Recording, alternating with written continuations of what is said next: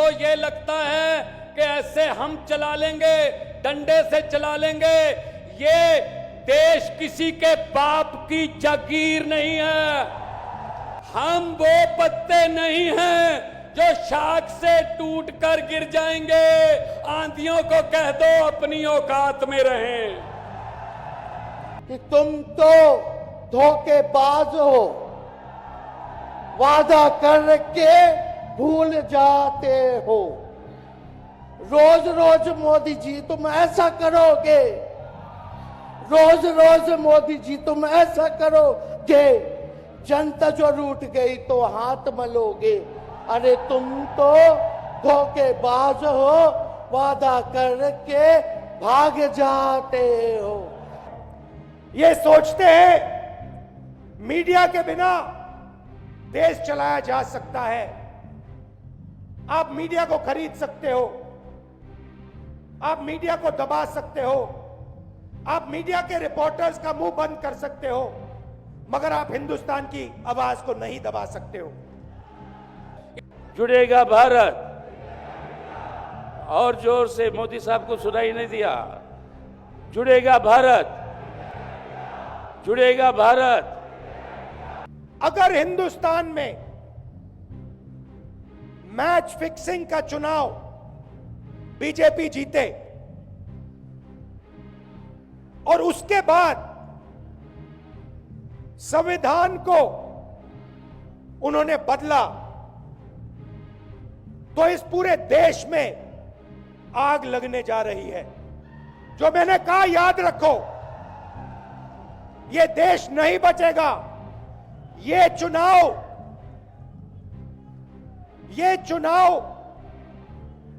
Vote वाला चुनाव नहीं है। ये चुनाव हिंदुस्तान को बचाने वाला चुनाव है, संविधान की रक्षा वाला चुनाव है। इसलिए इस रामलीला मैदान में जितने देश के बेटे बेटियां आए हैं, जितने देशभक्त आए हैं, उनसे कहना चाहता हूं, ये करो या मरो का वक्त है। अगला 2 महीना अपने नौकरी से छुट्टी लो, अपने काम से छुट्टी लो।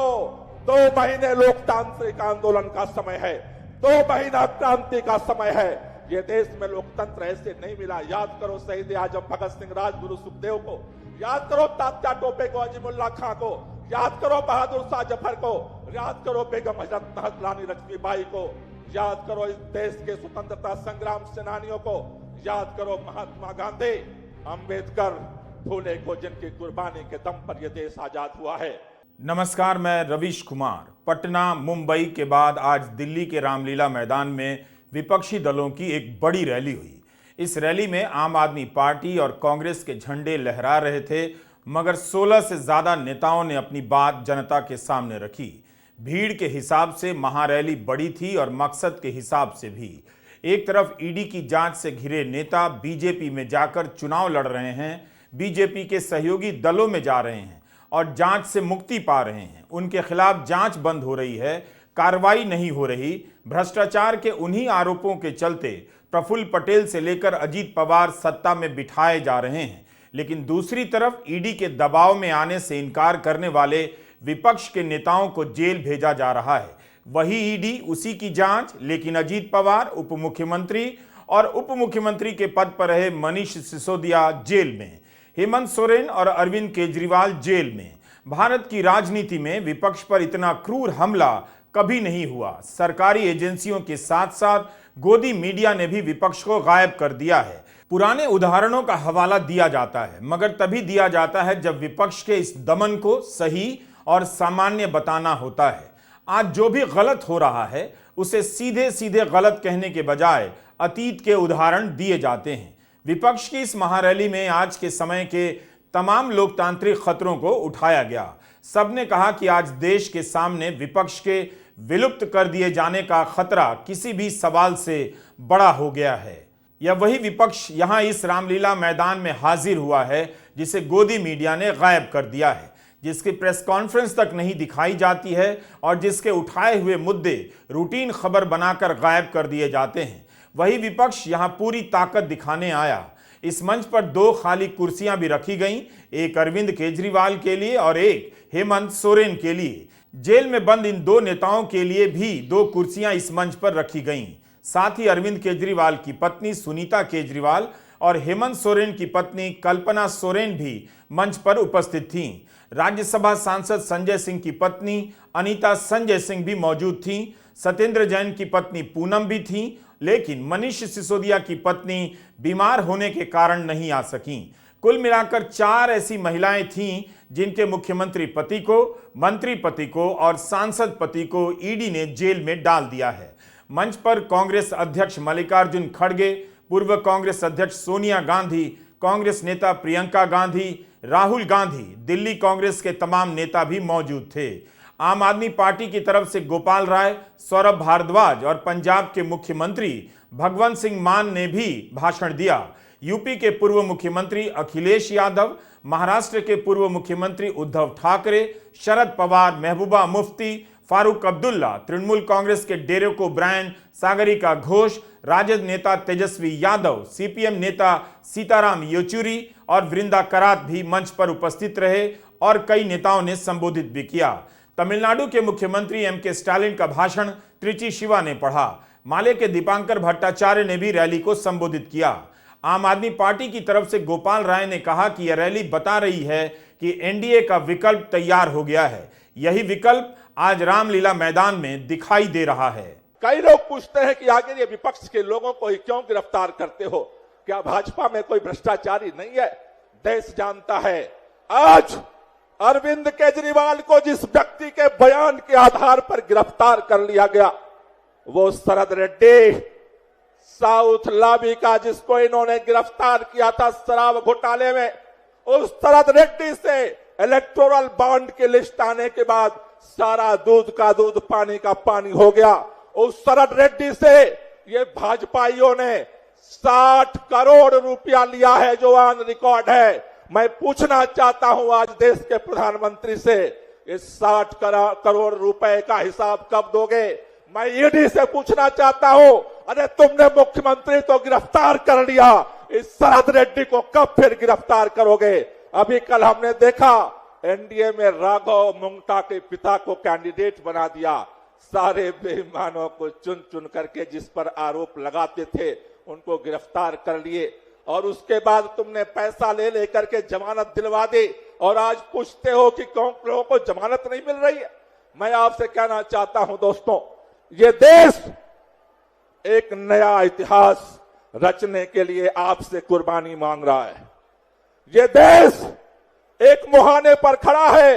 1942 में महात्मा गांधी ने एक नारा दिया था, करो या मरो। संविधान बदलने या खत्म करने की चिंता ने विपक्षी नेताओं के तेवर बदल दिए हैं। राहुल गांधी ने बीजेपी सांसद के उस बयान का हवाला दिया कि चुनाव जीतते ही संविधान को बदल दिया जाएगा। राहुल का भाषण इस बात पर केंद्रित था कि यह लड़ाई संविधान बचाने की लड़ाई है। राहुल ने सवाल उठाया कि नोटबंदी और जीएसटी से किस छोटे दुकानदार को फायदा हुआ है। राहुल गांधी ने यह भी कहा कि बड़ी संख्या में इस बार वोट देना है, वरना बीजेपी की मैच फिक्सिंग सफल हो जाएगी। उन्होंने यह भी कहा कि यह चुनाव वोट वाला चुनाव नहीं है, चुनाव है संविधान को बचाने वाला। सपा नेता अखिलेश यादव ने भी अपील की जैसे यह कोई आखिरी वक्त है और समय तेजी से निकलता जा रहा है। ये पूरी की पूरी मैच फिक्सिंग करने की कोशिश की जा रही है, और ये मैच फिक्सिंग सिर्फ नरेंद्र मोदी नहीं कर रहे हैं। ये मैच फिक्सिंग नरेंद्र मोदी और हिंदुस्तान के 3-4 सबसे बड़े अरबपति मिलकर कर रहे हैं। यह सच्चाई है। और यह मैच फिक्सिंग क्यों हो रही है? भाइयों और बहनों, इसका सिर्फ एक लक्ष्य है कि हिंदुस्तान का संविधान, जिसने इस देश के गरीब लोगों को भविष्य दिया, सपने देखने का हक दिया, उस संविधान को हिंदुस्तान के गरीब जनता से के हाथ से छीनने के लिए यह मैच फिक्सिंग की जा रही है। और मैं आपको बताना चाहता हूं कि जिस दिन यह संविधान खत्म हो गया, उस दिन ये हिंदुस्तान नहीं बचेगा। आपने हमारे बैंक अकाउंट बंद किए। बैंक अकाउंट बंद करने थे, 6 महीने पहले करते, 1 साल पहले करते, 6 महीने बाद करते, कोई फर्क नहीं पड़ता। आप चाहते हो कि विपक्ष चुनाव ना लड़ पाए और इसीलिए आपने कांग्रेस पार्टी के बैंक अकाउंट रद्द किए, आपने इलेक्शन कमीशन में अपने लोग बैठाए, आप जुडिशरी पे दबाव डाल रहे हो क्योंकि आप चाहते हो कि मैच फिक्स हो, संविधान रद्द किया जाए और आप सत्ता में रहो। मगर भाइयों और बहनों, मैं सच बोलता हूं और मेरी बात आप अच्छी तरह सुन लो। अगर हिंदुस्तान में मैच फिक्सिंग का चुनाव बीजेपी जीते और उसके बाद संविधान को उन्होंने बदला, तो इस पूरे देश में आग लगने जा रही है। जो मैंने कहा याद रखो, यह देश नहीं बचेगा। ये चुनाव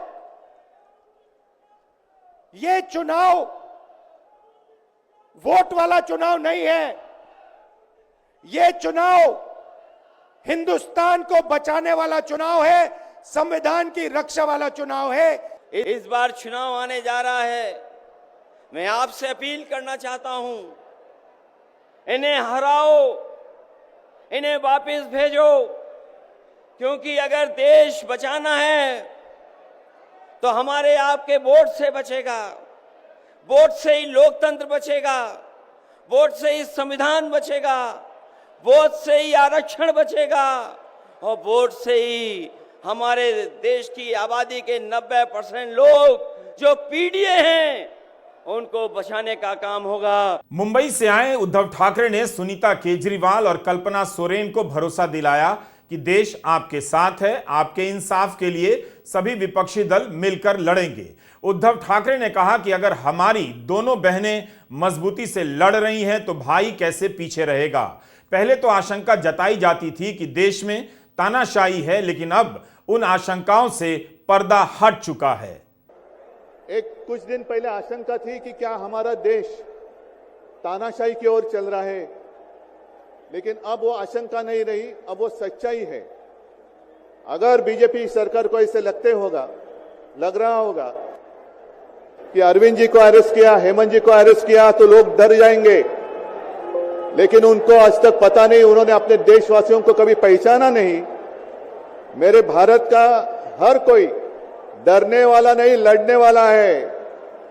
और अगर हिम्मत है तो बाकी आपकी सारी एजेंसीज हैं, ईडी, सीबीआई, इनकम टैक्स, जैसे हम इंडिया गठबंधन बनाकर सबके सामने आए हैं, अगर आप में हिम्मत है तो बीजेपी को मैं कहता हूं, चुनौती देता हूं कि बाकी सारी लोगों को छोड़ दो, आप सीधा आपके बैनर पर लगा दो कि बीजेपी के साथ जो 3 साथी पार्टी है वो ईडी, इनकम टैक्स और सीबीआई है। लेकिन अब समय आया है, कितने दिन तक हम उनकी आलोचना करते रहेंगे। अब तो उनका सपना ऐसा है कि 400 पार।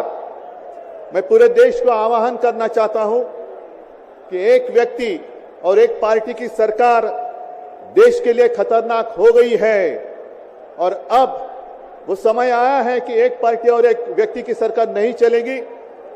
पूरे देश को मैं आह्वान करता हूं कि हम सबको अब चाहिए, मजबूत देश चाहिए और मिलीजुली सरकार हमें लानी ही होगी।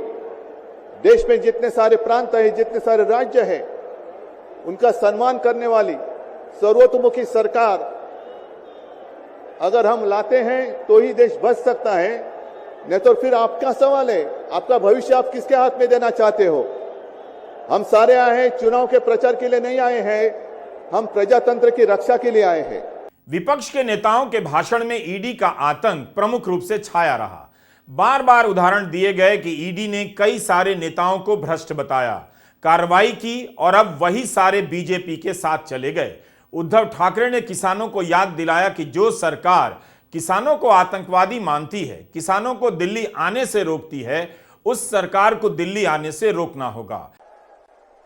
मैं कोई स्पीच नहीं देने वाला हूं, मैं बहुत जूनियर हूं, बहुत ही सीनियर लोग बैठे हैं, लेकिन इतना मैं कहूंगा कि लोकतंत्र खतरे में है, देश का लोकतंत्र खतरे में है। इनको ये लगता है कि ऐसे हम चला लेंगे, डंडे से चला लेंगे। ये देश किसी के बाप की जागीर नहीं है, ये 140 करोड़ लोगों का देश है। ये आजादी हमें शहीद आजम भगत सिंह, राजगुरु सुखदेव, मदन लाल ढींगरा, करतार सिंह सराबा, चंद्रशेखर आजाद जैसे हजारों योद्धाओं ने अपनी जवानी में गले में फांसी के रस्से लटका के ये आजादी हमें दी है। ये इनके किसी बाप दादे की जागीर नहीं है। क्या समझते हैं ये? इसको भी अंदर कर दो, इसको भी अंदर कर दो। जो अस्पताल बनाता उसको अंदर कर दो, जो स्कूल बनाता उसको अंदर कर दो, कांग्रेस पार्टी के खाते फ्रीज कर दो, किसी के नेता फ्रीज कर दो। ऐसे जीत लोगे? हम वो पत्ते नहीं हैं, हम वो पत्ते नहीं हैं जो शाख से टूट कर गिर जाएंगे। आंधियों को कह दो अपनी औकात में रहें। और एक नारा जो मैंने मुंबई में दिया था, वो जो कहते हैं कि आपकी बार 400 पार, मैं आपको आह्वान करता हूं कि जहां से आप आए हुए हैं आप जाओ, अपने घर पे जाओ, जहां भी जाएंगे गांव में जाओ, लेकिन एक नारा आपको देना होगा तानाशाही के खिलाफ। अब की बार भाजपा तड़ी पार, अब की बार भाजपा तड़ी पार। और ऐसे तानाशाही करने वाली सरकार अब हम दिल्ली आने नहीं देंगे। यही शपथ लेकर आगे हमें जाना होगा। और फिर से एक बार सुनीता जी, कल्पना जी, आप चिंता मत करो, पूरा देश आपके साथ है। आप लड़ाई जीतेगी और हम सब लड़ाई जीतेंगे, प्रजातंत्र जीतेगा। जय हिंद, जय महाराष्ट्र। इस रैली में जब सुनीता केजरीवाल बोलने के लिए उठी तो आम आदमी पार्टी के समर्थक भावुक हो गए। सुनीता केजरीवाल ने अरविंद केजरीवाल का जेल से भेजा गया भाषण पढ़ा। ये बीजेपी वाले ये कह रहे हैं कि केजरीवाल जी जेल में हैं, इन्हें इस्तीफा देना चाहिए। क्या केजरीवाल जी को इस्तीफा देना चाहिए? क्या उन्हें इस्तीफा देना चाहिए? केजरीवाल जी को इन्होंने गिरफ्तार कर लिया। आपके केजरीवाल शेर है, शेर। ये ज्यादा दिन तक उनको जेल में नहीं रख पाएंगे। 2014 से लेकर 2020 तक विपक्ष के नेता प्रधानमंत्री मोदी के साथ तानाशाही का इस्तेमाल करने से बचा करते थे, लेकिन अब तानाशाही विपक्ष के नेताओं के भाषण का प्रमुख हिस्सा बन चुकी है। विपक्ष के नेता खुलकर ईडी की कार्रवाई को सरकार गिराने और विपक्षी दलों को तोड़ने को तानाशाही से जोड़ने लगे हैं। विपक्ष के लिए लोकतंत्र का भविष्य बड़ा मुद्दा होता जा रहा है। आम जनता तक यह बात कितनी पहुंचेगी और लोग लोकतंत्र के सवाल को कितना महत्व देंगे, चुनाव के नतीजे बता देंगे। लेकिन करोड़ों आम जनता को क्या पता है कि ईडी के छापे के बाद कंपनियों ने करोड़ों का चंदा बीजेपी को दिया? क्या आम लोगों को पता है कि केजरीवाल के केस में ही जो व्यक्ति गिरफ्तार हुआ, सरकारी गवाह बना, उसकी कंपनी बीजेपी को 50 करोड़ रुपए का चंदा देती है? आम लोगों को इस वक्त कुछ भी पता नहीं है। मतदाताओं के एक ऐसे समूह में जिसकी संख्या कई करोड़ हो जाती है, कुछ भी पता नहीं। क्या वह जानती भी है कि लोकतंत्र खतरे में है? उसे अंधेरे में रखा गया है। विपक्ष के लिए सबसे बड़ी चुनौती है इस खतरे को जनता तक पहुंचा देना। इसलिए आपसे कहना चाहता हूं, अभी हमारे बीच में धीरे धीरे सभी प्रमुख नेता आ रहे हैं। आपसे एक ही बात कहना चाहता हूं, इस तानाशाही का लोग पूछ रहे हैं, इस तानाशाही का समाधान क्या है?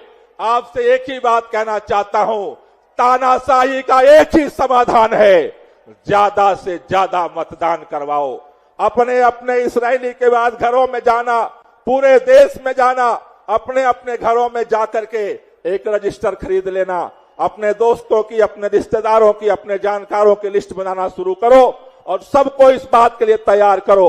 इस बार ऐतिहासिक मतदान करवाएंगे, तानाशाही को हरवाएंगे और इस देश के अंदर स्वतंत्रता आंदोलन की जो विरासत है लोकतंत्र, उसको हम बचाएंगे। भारत को कैसा शासन चाहिए?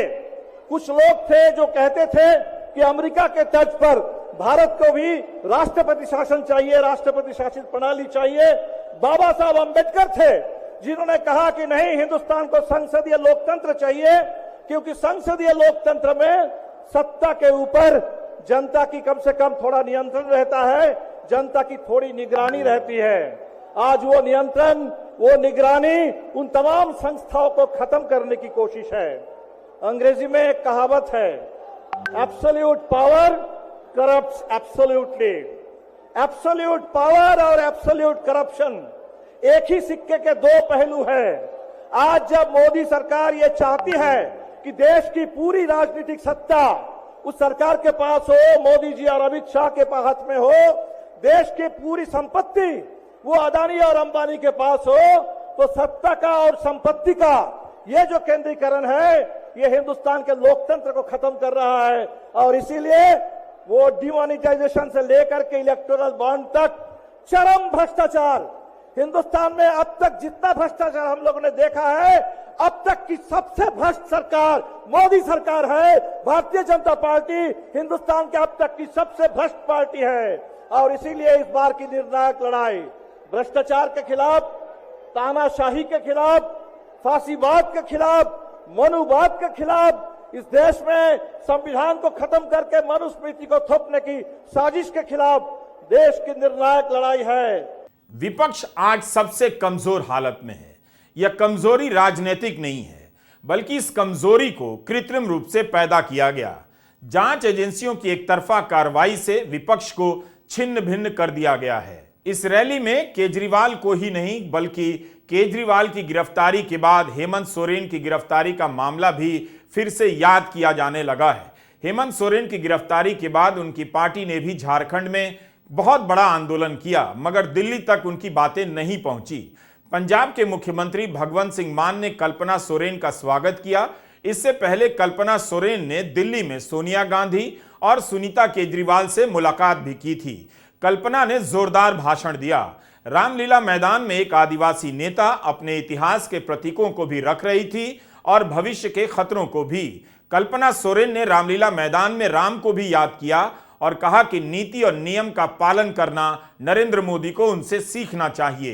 ये भूमि, ये मैदान की मिट्टी राम जी की रामलीला की कहानी बताती है। हम सभी को ये याद रखना है कि श्री राम भगवान जी ने अपने युद्ध करते समय में भी नीति, नियमों और आदर्शों का पालन किया था।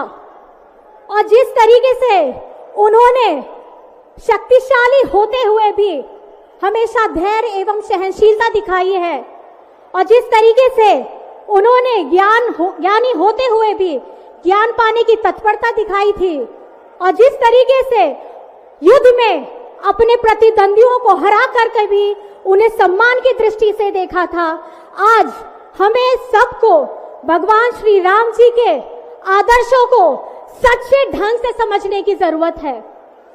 आने वाले दिनों में आप सभी का मजबूती, आप सभी का गठबंधन, आप सभी का आशीर्वाद हम सबको चाहिए। अंत में सिर्फ मैं इतना कहना चाहूंगी, झारखंड झुकेगा नहीं, इंडिया झुकेगा नहीं और इंडिया रुकेगा नहीं। मैं अपनी बातों को इस जोश के साथ ये कहना चाहूंगी, जय हिंद, जय हिंद, जय हिंद, जोहार। इस रैली में कई नेताओं ने आए हुए लोगों से आह्वान किया, बार बार कहा कि मतदान के समय सतर्क रहना है, बड़ी संख्या में मतदान करना है। ईडी के अलावा इलेक्टोरल बॉन्ड का घोटाला प्रमुख रूप से छाया रहा। महंगाई और बेरोजगारी की बात कई नेताओं के भाषण में आती रही। आज भारत में बाबा साहेब जी के संविधान के प्राप्त जितनी भी गारंटियां हैं उन सभी को एनडीए सरकार के द्वारा उसे नष्ट किया जा रहा है। इनकी गारंटियों की गारंटी कौन लेगा? जिन्होंने एक एक करके हमारे संवैधानिक संस्थाओं के संवैधानिक मूल्यों को तहस नहस किया है, जिस ढंग से आज बेरोजगारी चरम सीमा पर है, जिस ढंग से आज महंगाई 7वें आसमान पर है, जिस ढंग से पूरे देश में नफरत की आग फैलाई जा रही है, जिस ढंग से हर एक जाति हर एक वर्ग के अधिकारों की रक्षा के लिए भी यहां कोई नहीं खड़ा हुआ है। क्या कोई भी इस देश में बड़ा नेता हो जाए वो सबसे बड़ा नहीं होता है। आज भारत की जनता सबसे बड़ी है। अगर कोई दल बहुत अपने आप को शक्तिशाली समझता है, लेकिन भारत की 140 करोड़ की जनता से ज्यादा शक्तिशाली और ताकतवर नहीं हो सकती है। आपकी एक उंगली, इस उंगली का इस्तेमाल करिएगा। आने वाले आगामी चुनावों में इस उंगली से हमें हमारे गठबंधन इंडिया गठबंधन के लोगों को मजबूती दीजिएगा। राजद नेता तेजस्वी के भाषण पर भी खूब तालियां बजीं। तेजस्वी ने कहा कि 100 पार का नारा तो इस तरह से लगाया जा रहा है जैसे ईवीएम की मशीन सेट हो चुकी है। तेजस्वी ने महंगाई और बेरोजगारी को भी रेखांकित करते हुए कहा कि मोदी प्रियंका चोपड़ा से मिलते हैं, किसानों से नहीं मिलते हैं। पिछली बार अक्षय कुमार को इंटरव्यू दिया, इस बार बिल गेट्स को इंटरव्यू दे रहे हैं। मोदी जी मिलते तो प्रियंका चोपड़ा से मिलेंगे, किसानों से नहीं मिलेंगे। अक्षय कुमार को इंटरव्यू देते थे पिछले चुनाव में, इस बार बिल गेट्स को बुला करके इंटरव्यू देने का काम कर रहे हैं। लेकिन किसानों की समस्या कैसे हल होगी ये नहीं बता रहे। किसानों से उन्होंने पिछले चुनाव में वादा किया था कि उनका आय दुगुना करेंगे। आज किसानों पर मोदी जी ने तलवार चलाने का काम किया है, जो हमारे अन्नदाता हैं। इसलिए आप सब लोग जब आवाज उठाते हैं तब मोदी जी और उनकी जो सेल है पार्टी की, उस पार्टी का सेल में कौन है? ईडी है, सीबीआई है, इनकम टैक्स है। लालू जी को तो कई बार सताया गया, मेरे ऊपर मुकदमा किया गया, मेरी मां पर, मेरी बहनों पर, मेरे जीजाओं पर, मेरे पिता के जितने संबंधी थे सब पर केस मुकदमा किया। अभी बिहार चले जाइए, कई हमारे नेताओं पे छापेमारी चल रही है, कई जगह ईटी का रेड चल रहा है, आईटी का रेड चल रहा है। लेकिन हम लोग घबराने वाले लोग नहीं। आज देश में जिस हिसाब से हेमंत सोरेन जी को और अरविंद केजरीवाल को गिरफ्तार करने का काम इन बीजेपी के लोगों ने किया है, तो उनको हम बता दें कि इनके गीदड़ भपकी से हम लोग डरने वाले नहीं हैं। हम लोग संघर्ष करने वाले लोग हैं। और पिंजरे में तो शेर ही को कैद किया जाता है। सब लोग शेर हैं। आप लोगों ने ताकत दिया है, आपकी लड़ाई हम लोग लड़ रहे हैं। कंस राज आप लोगों ने देखा होगा, जब कंस को किसी से तकलीफ होती थी, डर लगता था, तब जेल में लोगों को बंद कर दिया जाता था। लेकिन जेल जाने से यहाँ कोई डरने वाला नहीं है। और हम सब लोगों ने आज तस्वीर देखा। आज तस्वीर क्या देखा कि आज महामहिम राष्ट्रपति जी अडवाणी जी को भारत रत्न देकर के सम्मानित कर रही थी। मोदी जी अडवाणी जी के बगल में बैठे हुए हैं, राष्ट्रपति खड़ा होकर के सम्मानित कर रहे हैं, लेकिन मोदी जी खड़ा भी नहीं हुए राष्ट्रपति के सम्मान में, खड़ा भी नहीं हुए। इससे पहले भी हम लोगों ने तस्वीर देखी कि राष्ट्रपति पीछे पीछे चल रही है, मोदी जी आगे आगे चल रहे हैं। ये हम आप सब लोगों को बताना चाहते हैं कि इनका संविधान पे कोई विश्वास नहीं है। ये लोग नागपुरिया कानून को लागू करना चाहते हैं, आरएसएस के एजेंडे को लागू करना चाहते हैं। तृणमूल कांग्रेस के नेता डेरेक ओब्रायन ने बहुत कम शब्दों में सटीक बात कह दी, पुलवामा का जिक्र कर दिया और याद दिला गए कि पूर्व राज्यपाल ने पुलवामा को लेकर कई सवाल उठाए। मगर आज तक प्रधानमंत्री नरेंद्र मोदी ने इस पर कोई जवाब नहीं दिया। डेरेक ने अपना भाषण शुरू करते हुए कहा कि समय बचाने के लिए मैं मंच पर उपस्थित किसी महानुभाव का नाम नहीं ले रहा, सिर्फ 2 का नाम ले रहा हूं जिनकी खाली कुर्सियां मंच पर रखी गई हैं। डेरेक ने अरविंद केजरीवाल और हेमंत सोरेन को याद किया, कहा कि आप स्पिरिट में हमारे साथ मौजूद हैं। Friends, after the tragedy of Pulwama, former Governor Satyapal Malik, not me, not any party from here, former Governor Satyapal Malik has publicly said that Narendra Modi did not even want to know the truth to come out. The truth about 40 of our brave Jawans who sacrificed their lives. What did Narendra Modi want to hide? Why did Narendra Modi do cheap politics when our Jawans sacrificed their lives? Desperately seeking votes was Modi. We want the truth to come out to honor our brave Jawans. मैं आपको एक चौंकने वाला आंकड़ा सुना दूं। देश की 70% आमदनी केवल 10% लोगों के हाथ में है। 50% लोगों के पास सिर्फ 3% आमदनी है। ये है एक भयंकर असमानता। तो सारे कीमतें बढ़ रहे हैं। दूध का दाम 61% बढ़ा, टमाटर का दाम 115% बढ़ा, तूर दाल का दाम 120% बढ़ा। मोदी की गारंटी 0 वारंटी है। इसीलिए हम ये कहना चाहते हैं तृणमूल कांग्रेस और इंडिया के अलायंस की तरफ से कि मोदी जी हमारे साथ आकर के खुली बहस करें, सार्वजनिक तौर पे बहस करें।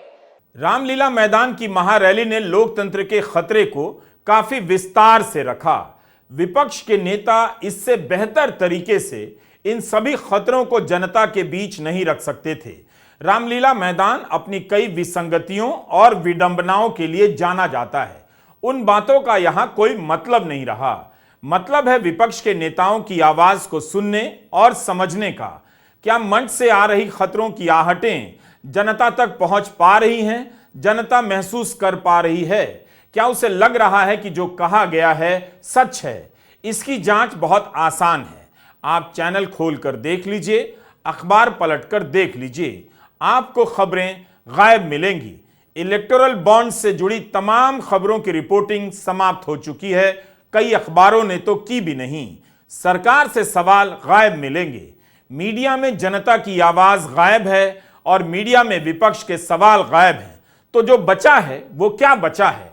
इस सवाल का जवाब आप जब ढूंढेंगे मिल जाएगा। नमस्कार, मैं रवीश कुमार।